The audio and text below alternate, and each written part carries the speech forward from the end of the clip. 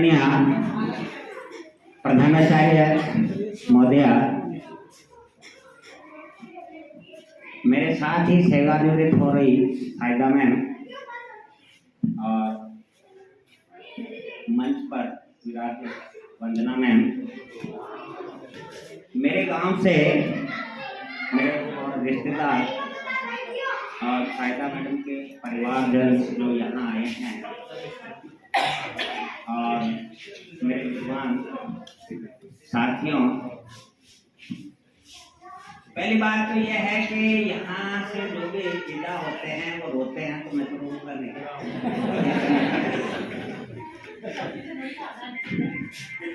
अब दूसरी बात यह है कि इस विद्यालय के अंदर इसमें जो मेरा ये दिया है इन्होंने कोई पत्र, उसमें इतना बड़ा चढ़ा के लिख दिया जैसे मैं कोई बहुत बड़ा सरल हृदय उदार। मुझे जहाँ तक याद है, मैं पढ़ने के अंदर 5वीं तक की क्लास के अंदर 7वें 8वें 10वें स्थान पर होता था। 6ठी 7वीं 8वीं में मैं प्रथम 3 स्थानों पर रहा। 9वीं 10वीं तक आते आते अजमेर ब्यावर किसागढ़ नसराबाद के बीच में हम केवल 2 फर्स्ट डिवीजन थे, इसके अलावा नहीं थे कोई। और आगे कॉलेज में मैंने एक भी क्लास अटेंड नहीं की।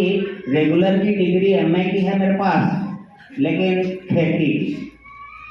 खेती की या फिर सिनेमा देखा, 2 ही काम है, या तो खेती की और या सिनेमा देखा। तो सिनेमा एक कला के रूप में देखेंगे तो उससे बहुत ज्ञानवर्धन होता है और उनसे मुझे काफ़ी कुछ सीखने को मिला व्यावहारिक जीवन में भी। और मैंने वृक्षावास स्कूल की जो लाइब्रेरी है उसको मैंने खूब चाटा, मतलब पढ़ाई की उसका, क्योंकि वो उसके इंचार्ज मेरे पापा जी ही थे। वहाँ वरिष्ठ अध्यापक नौकरी करते थे और लाइब्रेरियन का पद नहीं था, इसलिए चाबी वो मेरे पास ही रहती थी। और इतिहास पढ़ने का मुझे शौक उस 9वीं क्लास में ही सब्जेक्ट इतिहास था। और मैंने मुगलों का इतिहास, सल्तनत काल का इतिहास, मराठों का इतिहास, जाटों का इतिहास और प्राचीन भारत का इतिहास और आधुनिक इतिहास, और फिर वो राजपूताने का इतिहास और कर्नल टोड का इतिहास और मजूमदार का इतिहास, वो सब पढ़ डाले। साथ ही हिंदी में प्रेमचंद की जितनी भी कहानियाँ की पुस्तकें मिली, जयशंकर की मिली, जितनी भी मिली, मैंने वो पढ़ाई की। ये मेरे एजुकेशन की स्थिति है। अब मैंने उसके बाद में मैंने खेती प्रारंभ कर दी। खेती में भी अच्छी इनकम हो रही थी उस समय। मेरे पापा की साल भर की सैलरी करीब 60-70 हजार होती थी और मैं खेती में उनसे दुगना पैदा कर लेता था उस दौर में। तो अच्छा लग रहा था और बड़े स्वाभिमान के साथ में मैंने बैल से हल चलाने से लगाकर जड़स चलाने से लगाकर वो सारे कार्य किए। अमूमन उस खेती में भी विशेषज्ञता थी। और एक घटना से आप समझ सकते हैं कि हमारे गांव में एक अमरत्या कुआं खुद रहा था।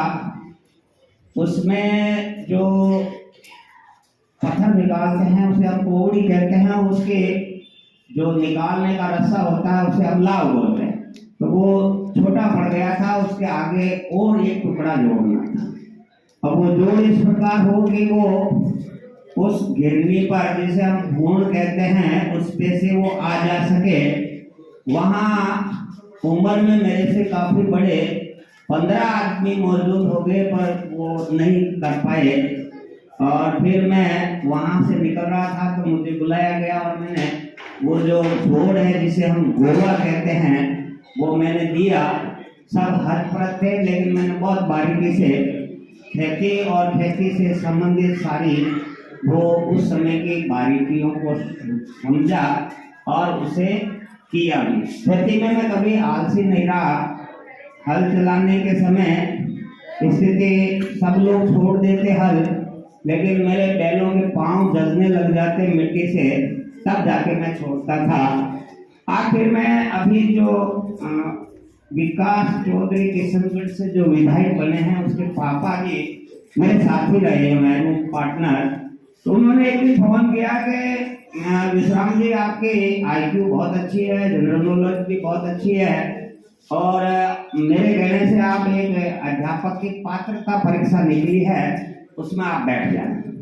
मैंने कहा यार रामचंद्र जी, अब खेती में रम गए हैं, अब पढ़ाई से दूर दूर का कोई नाता नहीं है हमारा। तो उन्होंने जिद की। लास्ट दिन आज जो हमारे काका जी आए हुए हैं, उन्हीं से ही वो राशि लेकर मैंने लास्ट दिन वो आवेदन किया। और मैं खुद आश्चर्यचकित हूँ कि बिना पढ़ाई के ही राजस्थान के 20% जिन्हें इच्छित स्थान लेने का अधिकार राजस्थान सरकार ने दिया था, मैं उसमें से सौभाग्यशाली रहा। और उसके बाद मैंने जोधपुर विश्वविद्यालय से बीएड की डिग्री हासिल की, और फिर जब भी वैकेंसी निकले उसके लिए आवेदन भी किया, लेकिन थोड़ा और खेती का कार्य अभी शेष था।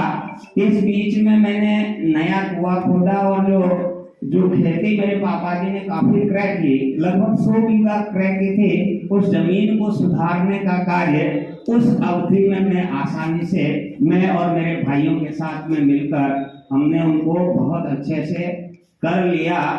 अगर मैं जल्दी नौकरी लग जाता तो हो सकता है वो नहीं खुद पाते, वो खेती का कार्य रह जाता आज तक। लेकिन जो भगवान करता है सो देरी में भी अच्छाई छिपी होती है, इसलिए वो काम भी मेरा हो गया। उसके बाद बबाईचा मेरे एक कार्यक्रम हुए थे। ताल्लुक इस बात का होगा कि मैं वहाँ पे एक पहले अध्यापिका थी, नाम भी है उनका पद्मावती भटनागर, और मैं दूसरा। लेकिन हमारे विद्यालय में एक भी बच्चा नहीं था। हम दोनों सरकारी तनख्वाह पर जीने वाले लोग थे, और पढ़ाने के लिए हमारे पास में बच्चे नहीं थे। अब वो उन्होंने मेरे को ज्वाइन करते ही उन्होंने मेरे को बेटा बना लिया, और बेटे से संबोधित करने शुरू कर दी, और कहा कि भाई तू ज्यादा दुख मत पाइए, रोटी नहीं बने तो मैं लिया और वे हमारे माता जी टिप्पणी के माइन ने देखी 2 पारी, और मारी सुबह की 2 पारी दोनों लिया था। और मैं माँ के माँ बेटा खा हाथ धोर, ये क्रम चलता रहा। जनवरी में 16 जनवरी को हमारे शिक्षा प्रसार अधिकारी थे शिवराज जी हिंगोनिया, वो आए और उन्होंने उल्हाना देते हुए कहा कि विश्राम तेरे को लगाया इसलिए हाँ कि यहाँ पे बच्चे नहीं है 6 साल से, और तुझे भर्ती करना है। देखिए जी, बाहर कट्टा बच्चे में कट्टा खराब परीक्षा आ रही है, जुलाई में हो जाए, कहने नहीं बच्चे तो अभी ढूंढ। मैं आप यकीन मानिए, मैंने प्रयास किया पूरे गांव में घूम के, चाहे अंडर एज मिले चाहे ओवर एज मिले। ओवर एज का मतलब पहले क्लास में 8 साल का हमारे हिसाब से काफी ओवर एज होता है, मैंने भर्ती कर दी उन सब, और संख्या को पला दी 22 संख्या। और अब मैं, और खाने की चिंता नहीं, मेरे माताजी कभी कभी आते थे स्कूल पर, मेरे खाने की चिंता में रोज आने लगे, और उस स्कूल को मैंने चलाना शुरू किया। उसमें अविभक्त इकाई थे, और उस जनवरी से लगाकर मई के महीने में मैंने उन सबको जो 18 अविभक्त इकाई पार करवानी होती थी वो करवा दी सभी को। इतना कम समय में 4 महीने में मैंने 5-5 दिन 3-3 दिन में एक इकाई को पार करवा के सीधा तीसरी क्लास में ले आया 22 बच्चे। अब मेरे पास में दूसरी नहीं देवी नहीं, लेकिन एक शुरुआत हो गई। और उसी साल वो जाट बुद्धि वाली कहानी हो गई मेरे पास कि हमारे वहां पर केंद्राध्यक्ष जी थे पंकजलाल अग्रवाल, वो आए और कहा कि मंगरा से तो कबड्डी की टीम जाएगी, सराना से खो की जाएगी, और अपने कोई सांस्कृतिक में तो अपना केंद्र कोई भाग लेता नहीं है, और कोई ले लेना हो ऊंची कूद। तो मैंने कहा ऐसे कैसे केंद्र हो, यहाँ पहले केंद्र में प्रतियोगिता कराओ, उसके बाद जो जीतेगा वो जाएगा। तो उन्होंने कहा आपके स्कूल में तो कोई पौधे नहीं बोले काय कर देखियो भाई, तो लड़ेंगे हम। तो वो जाट वाली बुद्धि उड़ तो तीर ले लियो, और वो तीर बहुत महंगो, वो उड़ तो तीर इसो लियो के अब मैं कही है कि छोटा हा छोरा छोरी तो कबड्डी में थूके बोने खो की तैयारी करवाई, और मुझे खुद आश्चर्य हुआ कि हमारा जो सेंटर लगता था सराना में, छोटे छोटे से तीतर और खरगोश उनको बोल रहे थे दर्शक, और देखते देखते केंद्र को जीत लिया।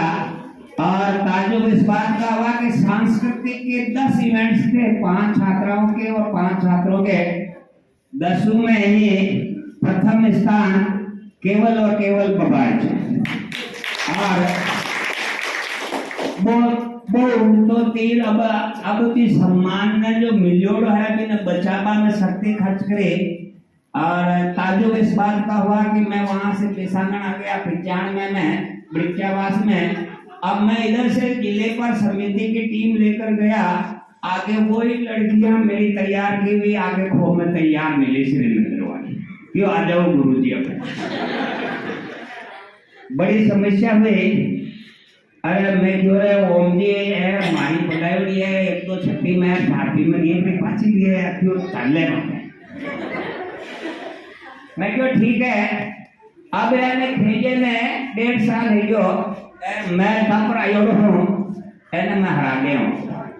और सौभाग्यशाली रहा कि उन्हीं मेरे स्टूडेंट को जिनको मैं सिखा के आया था श्रीनगर में, उन्हीं से मेरा पेशांगण का मैच हुआ। और वो मैच हालांकि जीता पर पसीना आ गया था।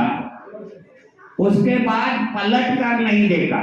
उसके बाद ब्रिजास में मेरे पास में कमी नहीं थी प्रतिभाओं की, संख्या बल 450 और 500 को छूटा हुआ प्राथमिक विद्यालय था, और काम करने वाले साथी भी थे, इसलिए एकाधिकार हो गया।